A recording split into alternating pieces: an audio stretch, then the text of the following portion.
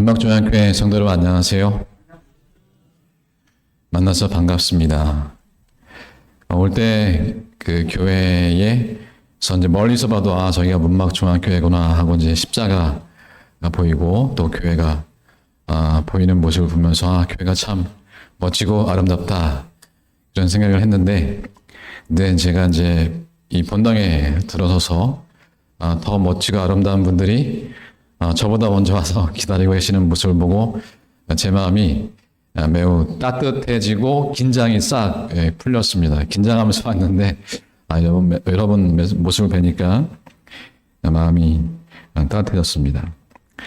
저는 이 사경의 기간 일주일 동안에 그 누가복음에 있는 말씀을 배경으로 해서 예수님께서 우리에게 들려주시고자 하시는 믿음의 모습에 대해서 한번 은혜를 나누는 그런 시간을 갖기를 원합니다.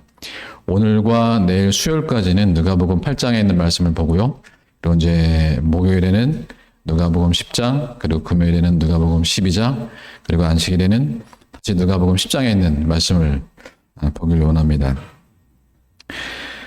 오늘 첫 번째 시간으로 오늘 말씀은 누가복음 8장 22절부터 있는 말씀인데요.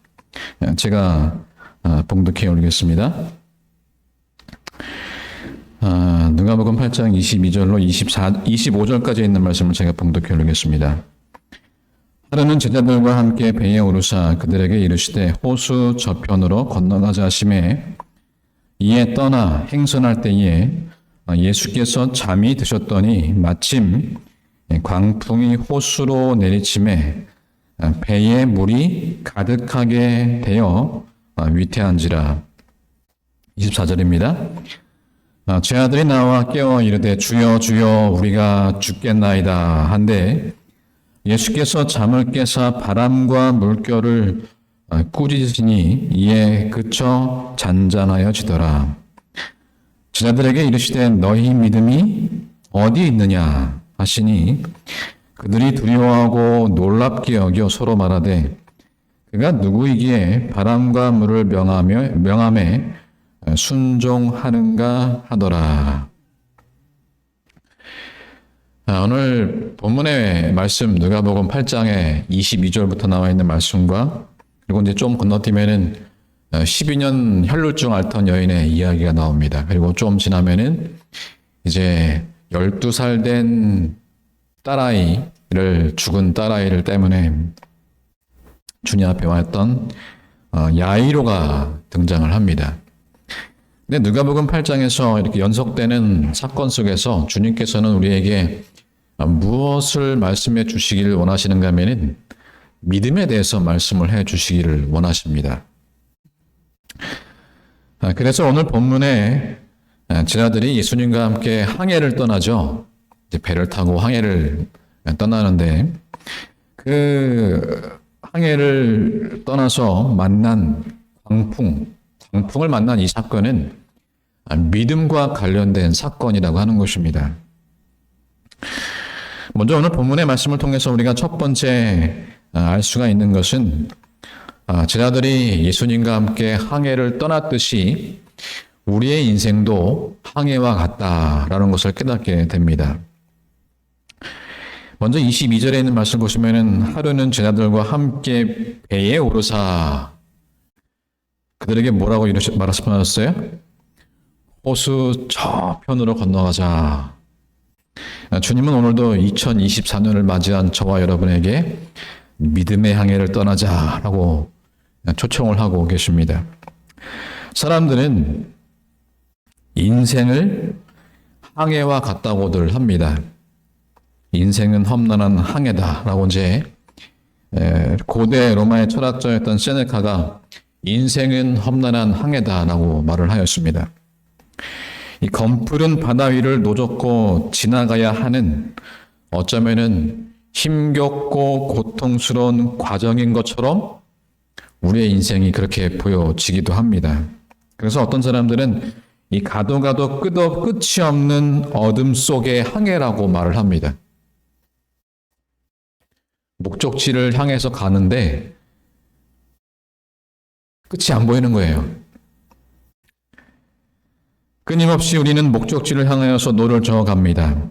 그것이 조그만 호수이든지 거대한 폭풍이 몰아치는 바다이든지 저와 여러분은 물결을 가로질러서 가야만 하는 항해입니다. 예수님을 믿는 사람들에게도 동일한 항해가 주어집니다. 예수님을 믿는 사람들이라고 해서 그 바다를 가로질러 가지 않아도 목적지에 이룰 수 있는 인생은 없습니다. 우리가 다 항해를 가는 거예요. 세상 사람들처럼 다 항해를 하는 것입니다. 그리고 22절 마지막 부분의 말씀을 보시면은 제 아들이 저편으로 건너가자 하심에 어떻게 했다고요? 이에 떠나 행선할 때에라고 말씀하고 있습니다. 그러니까 예수님의 초청을 받아서 제 아들도 이제 항해를 떠나게 된 것입니다. 저와 여러분도 마찬가지입니다. 지난해 고생했으니까 2024년도에는 그냥 이렇게 머물렀으면 좋겠다. 근데 그것이 아니라 주님은 올해도 저와 여러분들을 믿음의 항해를 떠나자고 말씀을 하십니다.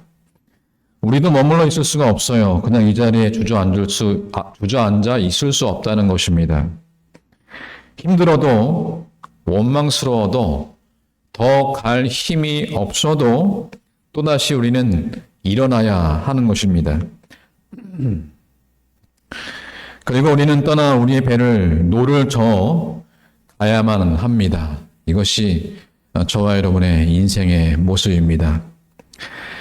그런데 오늘 성경은 예수님을 믿는 사람들의 항해, 이것을 우리가 믿음의 항해라고 말할 수 있다고 한다면은 오늘 성경은 그 믿음의 항해의 중요한 원칙 한 가지를 우리에게 말씀해 주고 있는 것입니다. 그것이 무엇인가 하면은, 글씨가 다 깨졌네요. 하루는 제자들과 함께 배에 오르사 그들에게 이르시되 호수 저편으로 건너가자 하심에 이렇게 말씀을 하고 있습니다. 저와 여러분이 믿음의 항해를 할 때에 가장 먼저 너희가 알아야 할 것이 있다라고 하시면서 말씀하시는 것이 있는데 그것이 무엇인가 하면은 함께 배에 오르사. 다시 말해서 예수 그리스도를 믿는 사람들의 항해에는 반드시 주님이 함께 하신다는 것입니다. 저와 여러분은 이것을 꼭 기억을 해야 합니다. 이 세상에 어떤 사람이 다 나를 벌어도 내 인생의 항해에는 주님께서 동행하여 주신다는 것입니다. 그 어느 누구도 나와 함께 평생을 가주지 못한다 할지라도, 그리고 나와 함께 끝까지 가주지 못한다 할지라도 예수 그리스도 그분만은 오늘도 내 인생의 배에 오르셔서 함께 동행하여 주신다는 것입니다. 아무리 내 곁에 아무도 없다고 느낄 때에도 예수 그리스도 그분만은 오늘도 여러분의 인생의 배에 오르셔서 항해를 함께 하신다는 것입니다. 그런데 이 말씀 가운데 주님께서 우리와 함께 하는 믿음의 항해에 말씀해 보니까 행선할 때 예수께서 잠이 드셨더니 마침 광풍이 호수로 내리침에 배에 물이 가득하게 되어 위태한지라라고 말씀하고 있습니다. 무슨 말씀인가 하면은 주님과 함께하는 항해임에도 불구하고 광풍이 불어닥친다는 거예요. 주님과 함께하는 항해임에도 불구하고 물이 가득하여 위태한지라라고 말씀하고 있다는 것입니다. 저와 여러분이 예수님을 믿고 항해를 시작했어요. 여러 유혹과 어려움들을 다 이겨내고 물리치고 예수님을 믿고 따라 나선 거예요. 몸부림을 치면서 예수님을 믿어보려고 노를 저어 갑니다. 그런데 그러한 믿음의 항해임에도 불구하고 끊임없이 광풍은 우리 인생의 배전을 두드린다는 거예요. 어려움이 없으면 얼마나 좋겠습니까? 예수님을 믿고 이렇게 교회를 출석하면서 이렇게 시작된 우리의 믿음의 항해가 2024년 여러분의 믿음의 항해가 아무 어려움이 없으면 얼마나 좋겠어요. 그런데 광풍이 내리치고 위태하게 되었다. 왜 믿음의 인생의 배전을 때리는 이 고난이라는 파도는 왜 멈추지 않을까요? 오늘 본문의 말씀을 통해서 주님은 저와 여러분의 믿음을 확인하기를 원하신다는 사실을 깨닫게 됩니다. 한 자매님의 간증 이야기를 제가 읽은 적이 있습니다. 그 성극 작가 부부의 이야기인데요. 남편은 김실이고 아내분은 이영희라는 분이셨습니다. 근데 이 두 분은 매우 독특한 관계였어요. 선생님과 학생 사이였습니다. 여고생 시절에 영어 선생님을 짝사랑했어요. 그리고 이제 고등학교를 졸업하고 이 여인이 대학을 이제 가서 대학을 졸업하고 그리고 그 선생님과 결혼을 한 것입니다.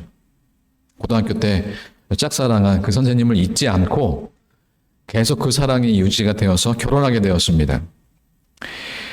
결혼을 생각하고 이제 시어머니 될 분을 만나게 되었습니다.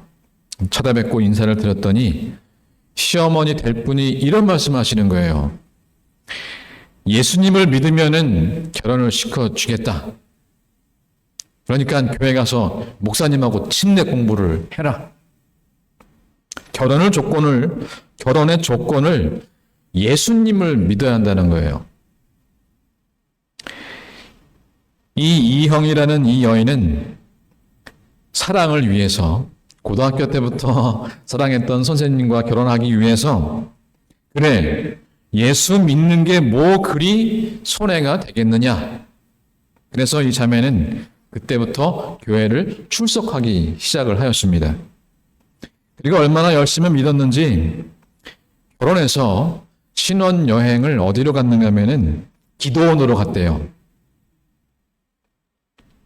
첫날 밤을 기도원에서 보낸 것입니다. 그런데요, 예수님을 믿는 집안으로 시집갔고 신혼여행 첫날 밤을 기도원에서 보냈는데 이렇게 열심히 신앙생활을 하면은 믿음의 생활을 하면은 이제는 평탄한 삶을 살아갈 수 있지 않을까 그렇게 생각을 했어요. 그런데 정반대로 이 여인의 삶이 점점 더 어려워지고 막 꼬이기 시작하는 것입니다. 그리고 그 문제의 핵심에는 시어머니가 계셨어요. 자신은 시어머니의 권고로 예수님을 받아들였는데 근데 실제로 시집살이를 해보니까 그 시어머니가 너무 까탈스러우신 거예요. 까탈스럽고 까다롭고 너무 어려웠어요.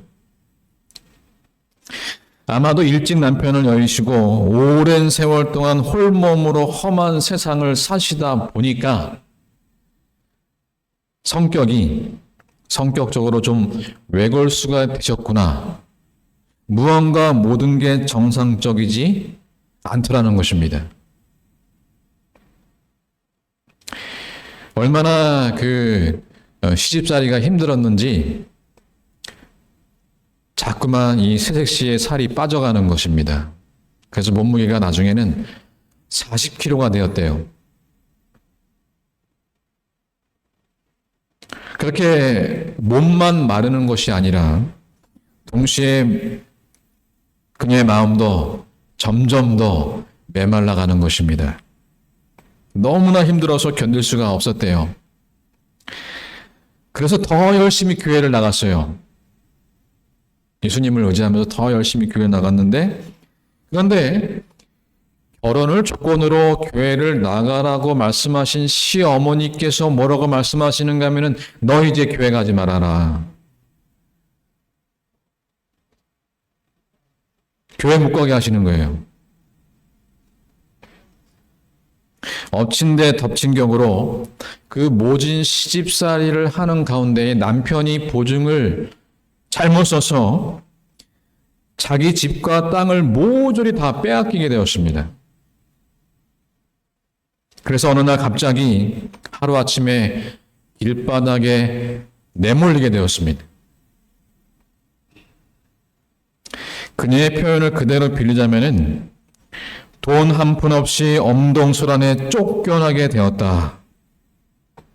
왜 그런 고난의 파도가 계속 밀려올까? 예수님을 안 믿어서인가? 예수님을 열심히 못 믿어서인가? 예수님께서 야단치시는 것인가? 그 자매가 예수 안 믿을 때에는 큰 탈 없이 살았는데 예수님을 믿고 나니까 좋은 일만 가득 생길 줄 알았는데 기도원에서 출발한 새내기 가정에 왜 그런 고난이 계속해서 밀려오는 것인가? 오늘 성경은 그것을 우리에게 말씀해 주고 계시는 것입니다. 주님과 함께 인생의 항해를 해도 그 배에 광풍이 불어닥친다는 거예요. 그래서 배에 물이 가득하게 되어서 배가 위태한지라. 문막중학교의 성도 여러분, 올해 여러분들이 믿음의 삶을 살아가실 때에 여러분의 인생의 광풍이 불어닥쳐도 놀라지 마시기를 바랍니다. 억울하다고 하소연하지 마시길 바랍니다. 왜 나만이라고? 왜 나만 이렇지? 그것이 믿음의 항해라도 광풍이 내리친다는 것을 오늘 성경은 오늘 우리에게 말씀해주고 있습니다. 그렇다면은 예수님을 믿는다는 게 무엇일까? 예수님을 믿어도 내 인생이 험난하고 광풍이 불어닥친다고 한다면은 예수님을 믿는다는 것이 나에게 무슨 유익이 있을까? 왜 그렇게 저와 여러분이 예수님을 믿어야 하는 것일까요? 왜 주님께서는 사탄이 광풍을 일으킬 것을 아시면서도 우리를 호수 저편으로 가자고 하실까요? 왜 광풍과 같은 아픔과 고난을 우리에게 허락하시는 것일까요? 오늘 성경은 25절에서 우리에게 중요한 말씀을 들려줍니다. 저희들에게 이르시되 너희 믿음이 어디 있느냐? 예수님께서 우리의 인생의 믿음의 항해에 광풍을 막지 않으시고 허락하시는 중요한 이유 하나가 있어요. 그것이 무엇인가 하면은 여러분의 믿음을 체크하시는 것입니다. 저와 여러분이 지금 무엇을 믿고 있는지, 내가 지금 어떤 것을 의지하고 있는지 주님께서 그것을 물으시는 거예요. 저와 여러분의 믿음이 제대로 된 믿음인지, 참 믿음인지, 예수님을 믿는다고 하면서 엉뚱한 것을 믿고 있지는 않는지,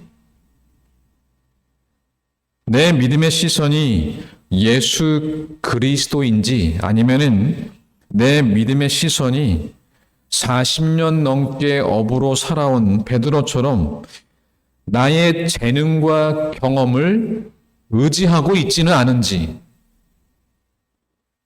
교회에서 잔뼈가 굵었어요. 사경의 말씀 딱 어디 말씀을 딱 하면은 대충 알아요. 목사님께서 어떤 설교를 하실지 대충 알아요. 처음 출발할 때는 예수님만 믿었는데 조금 가다 보니까 요령이 생겼어요. 제법 노를 잘 졌습니다. 그래서 그게 믿음인 줄 착각하게 된 것이죠. 내 믿음의 대상이 예수 그리스도가 아니라 내 실력과 재능과 경험과 삶의 지식은 아닌가. 그런데 우리가 그렇게 신앙생활을 하면서도 내가 믿음이 있다라고 생각을 합니다.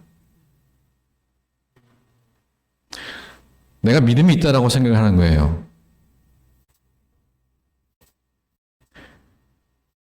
자꾸만 말씀에 순종하는 자신의 신앙적 행위와 신앙 연수를 의지하게 됩니다.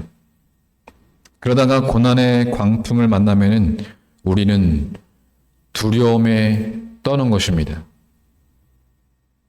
내 안에 예수 그리스도가 계시지 않았다는 것을, 내가 예수님을 믿고 있지 않았다는 것을, 내가 예수님을 의지하지 않고 있었다라고 하는 것을 깨닫게 되는 것이죠. 뭘 통해서요? 광풍을 통해서. 광풍을 만나서 허둥지둥할 때에 그때 주님은 우리 각자에게 이렇게 물으시는 것입니다. 왕기야, 너 믿음 있니? 그거 나한테 한번 보여줄래? 광풍이라고 하는 것은요, 하나님께서 예수님을 믿는 사람들에게 믿음을 확인시켜 주시는 하나님의 메시지입니다. 오늘 성경 누가복음 8장에서 제 아들의 배에 광풍이 불 때에 예수님께서는 다른 말씀을 하지 않으셨어요. 오직 한 말씀, 너희 믿음이 어디 있느냐. 그래서 저와 여러분에게 광풍이 불어 닥칠 때에 꼭 확인해야 하는 것이 있습니다. 내가 진짜 예수님을 믿고 있는가? 내 믿음이 혹시 장식품에 불과한 것은 아닌가? 아니면 진짜 삶 속에 역사하는 능력이 있는가?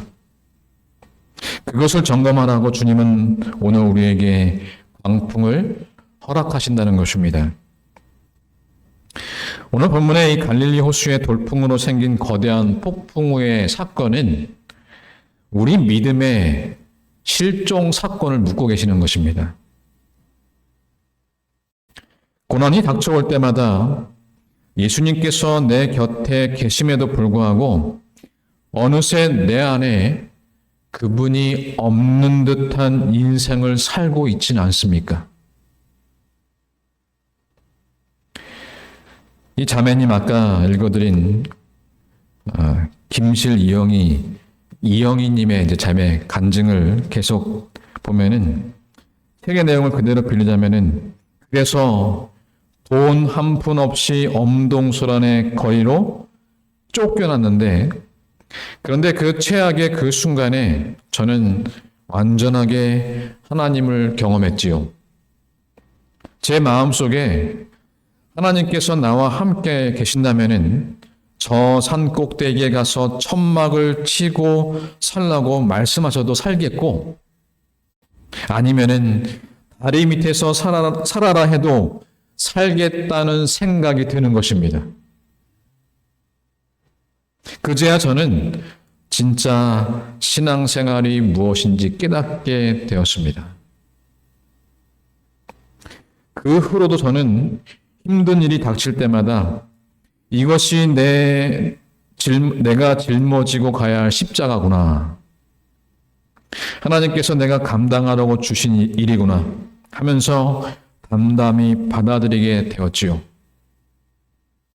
멋모르고 시작한 믿음 생활이 어쩌다가 결혼해 보려고 시작한 믿음 생활이 살 얼음판을 걷듯 살아야 하는 고난의 시기에 이렇게 큰 힘이 될 줄은 미처 몰랐어요. 그녀는 이렇게 글을 끝맺습니다. 예수님을 믿는 사람은요, 고난의 순간에 자신의 믿음을 점검하는 것입니다. 고난이라는 파도가 내 인생의 배전을 끊임없이 때린다 해도 주님이 저와 함께 하시기에 제 인생은 아름답습니다. 주님께서는 저와 여러분의 인생에 정말 몸서리치도록 외롭고 고독하고 힘겨운 그 거센 파도가 여러분의 인생의 문을 노크할 때마다 이런 고백의 믿음의 고백을 듣기 원하십니다. 주님과 함께 하시기 때문에 두렵지 않습니다. 주님이 저와 함께 하시기 때문에 제 인생은 아름답습니다. 그런 고백을 듣기를 원하신다는 것입니다. 제 아들이 광풍 때문에 죽게 될까봐 두려움에 떨고 있을 때에 예수님은 뭐 하고 계셨습니까? 예, 예수님께서는 잠이 드셨더니, 야, 예수님 참 대단하시지 않습니까? 제 아들은 지금 광풍을 만나서 두려워 죽게 되었다라고 말하고 있는데 예수님께서는 잠이 드셨어요. 어떻게 그 광풍을 만났는데 잠을 주무셨을까? 시대의 소망에 보니까 예수께서는 하늘 아버지의 능력에 의뢰하셨다. 예수께서 쉬신 것은 믿음, 곧 하나님의 사랑과 돌보심을 믿는 믿음 안에서 쉬었다는 거예요. 그러니까 예수님께서 광풍이 불어닥칠 때에 제 아들처럼 두렵거나 무섭거나 그러지 않으시고 잠을 청하신 것은 무감각해서가 아니라 예수님께서는 믿음이 있으셨다는 거예요. 곧 하나님의 사랑과 돌보심을 믿는 믿음 안에서 였으며 폭풍을 잠잠케 한 그 말씀의 능력은 하나님의 능력이었다. 예수께서 믿음으로 아버지의 보호 안에서 쉬신 것처럼 우리도 구주의 보호 안에서 쉬어야 한다. 그걸 주님께서는 우리가 점검하기를 원하시는 것입니다. 내게 믿음이 없으면은 내게 두려움이 증폭되기 때문에 제자들처럼 주여 주여 우리가 죽게 되었나이다. 무서워서 죽겠습니다. 예수님을 믿는 믿음이 있으면은 광풍은 더 이상 광풍이 아닙니다. 도리어 광풍이 와도 주님처럼 편히 쉴 수가 있습니다. 그러나 믿음이 사라지면, 믿음을 잃게 되면은 그 자리에 두려움이 자리 잡고 이내 두려움은 광풍이 되어 내 인생을 마구 흔드는 것입니다. 그래서 주님께서는 우리에게 늘 믿음을 확인시켜 주십니다.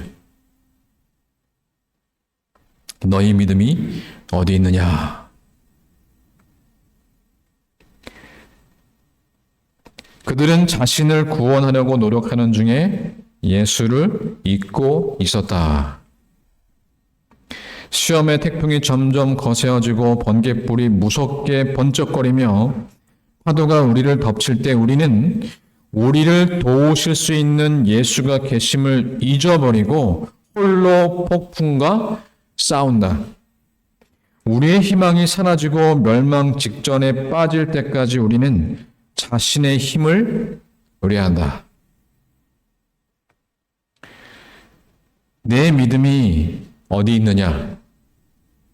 누가복음 8장에서는 예수님께서 그것을 계속 물어보고 계십니다. 성경 말씀을 통해서 우리에게 계속 묻고 계시는 거예요. 너희 믿음이 어디 있느냐? 누가복음 8장 48절에도 12년 동안 혈루병을 앓고 있던 여인에게 예수께서 이르시되 딸아 내 믿음이 너를 구원하였으니 평안히 가라 하시더라. 믿음을 말씀해 주고 계십니다. 또 50절에 딸의 죽었다는 소식을 들은 야이로에게 예수께서 들으시고 이르시되 두려워하지 말고 믿기만 하라. 믿음을 말씀하고 계십니다. 이 두 사람 다 매우 커다란 광풍을 만났어요. 12년 동안 혈루병을 앓던 여인이나 야이로나 커다란 인생의 광풍을 만났습니다. 그 가운데에 그들은 오직 예수 그리스도에게만 믿음을 가지고 있었습니다.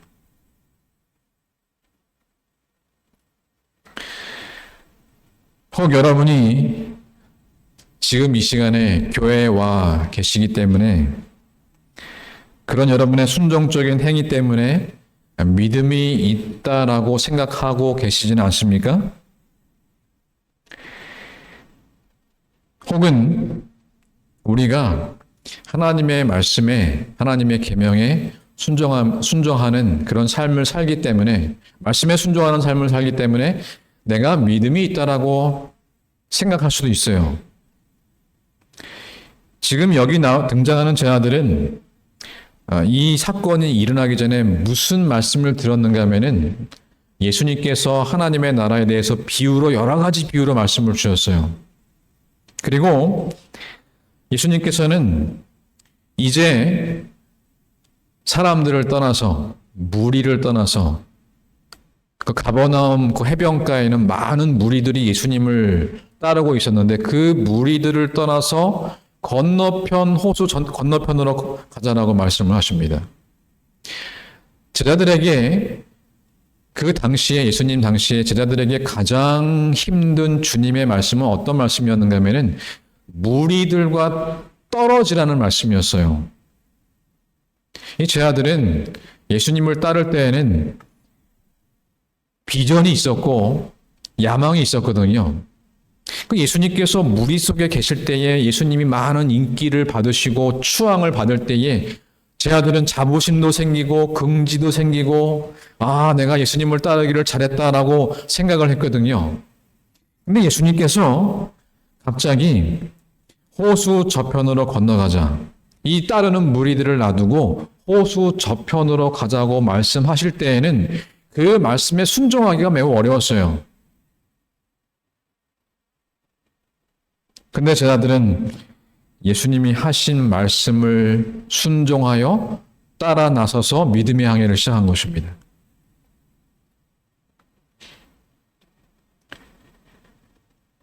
예수님의 말씀에 순종한 이 제자들에게 예수님께서는 무엇을 묻고 계시는가 하면은 너희 믿음이 어디 있느냐?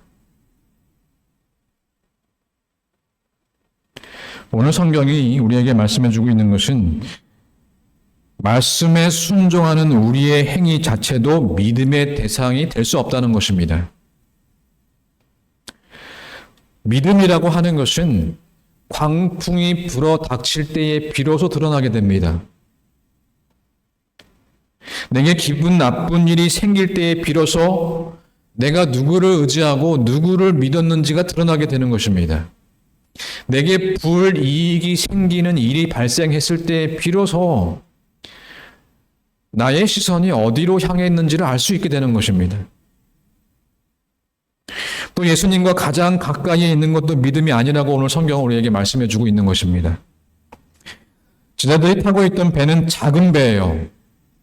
그 배 안에 그들의 지척에 예수님이 계셨습니다. 그래서 예수님 가까이에 있는 것도 그것이 믿음은 아니라는 것입니다. 오늘 성경은 죽음을 무릅쓰고 애쓰고 희생하는 것도 온전한 믿음이 아니라고 말씀하고 있습니다. 하나님께서 행하시는 놀라운 기적의 현장에서 그것을 목격하는 것도 그게 믿음이 아니라고 말씀하고 있는 거예요. 믿음의 문제는 바로 이것입니다. 자신을 구원하려고 노력하는 데 열중한 그들은 예수께서 선상에 계신다는 것을 잊어버렸어요.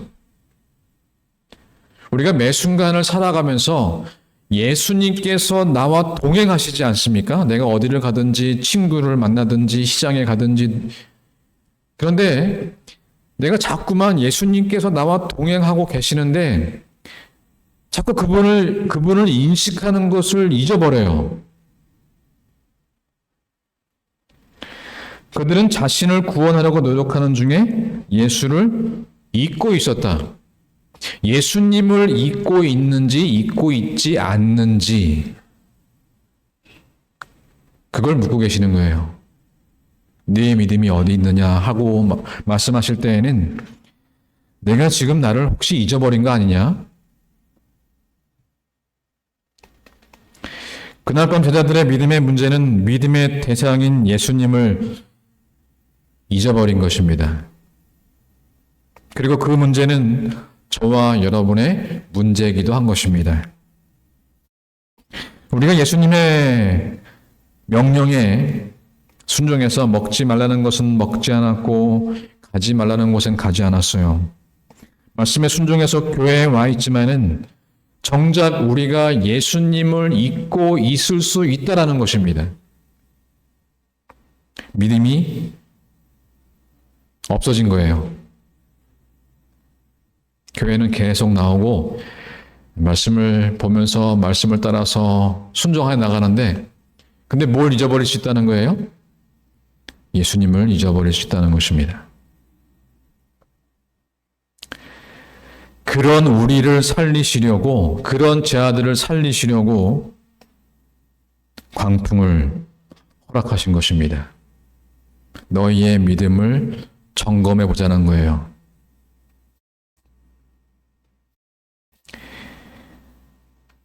시대수만 336페이지에 인간의 힘으로는 마음을 지배하는 격정을 다스릴 수 없다. 참 중요한 말씀이죠. 우리가 믿음 생활하면서 우리 마음에 광풍이 불 때가 있지 않습니까? 그런데 그 광풍을 잠잠케 하실 수 있는 분은 주님뿐이라는 거예요. 그런데 우리가 주님을 잊고 있죠. 인간의 힘으로는 마음을 지배하는 격정을 다스릴 수 없다. 제자들이 성난 폭풍을 잔잔하게 하는 데는 무력하였던 것처럼 우리도 이 점에는 무력하다. 그러나 갈릴리 바다의 큰 물결을 향하여 잔잔하라고 말씀하신 예수께서는 각 사람에게 평안하라고 말씀하신다. 우리는 무력하다는 것을 잊지 말아야 합니다. 여러분 10년 가운데에 큰 광풍이 불거든 마음이 요동을 치거든 그것을 잔잔케 하실 예수님을 잊지 마시고 그분을 부르시기를 간절히 소망합니다. 우리가 보기에 그날 밤의 제자들은 흠잡을 데 없는 훌륭한 믿음의 사람들이었습니다. 그들은 순종했고 예수님과 가까이에 있었고 예수님이 하신 하나님의 나라에 대한 비유의 말씀들을 잘 들었고 밤새도록 헌신하고 수고했고 그리고 기적의 현장에 있었습니다. 그러나 불행하게도 그들은 믿음이 없어졌어요. 예수님을 잊어버린 것입니다. 그들의 마음에 예수님이 계시지 않았어요. 오늘 저와 여러분의 10년 가운데에 예수님이 계시기를 간절히 기도드립니다.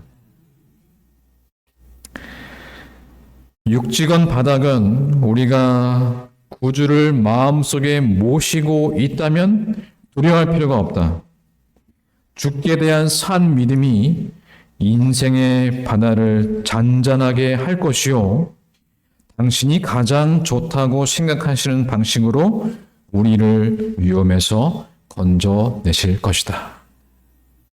우리가 정말 두려워해야 할 것은 광풍이 아닙니다. 폭풍이 아닙니다. 바람이 아니에요. 경제적 공황과도 같은 거센 물결들이 아닙니다. 우리가 진정 두려워해야 할 것은 무엇인가 하면은 나와 함께 이 배에 타고 계시는 예수님을 잊어버리는 것입니다. 예수님은 어디 멀리 계시지 않아요. 예수님께서는 여러분과 함께 항해를 하시는 분이십니다. 내 곁에 바로 이 교회에 계십니다.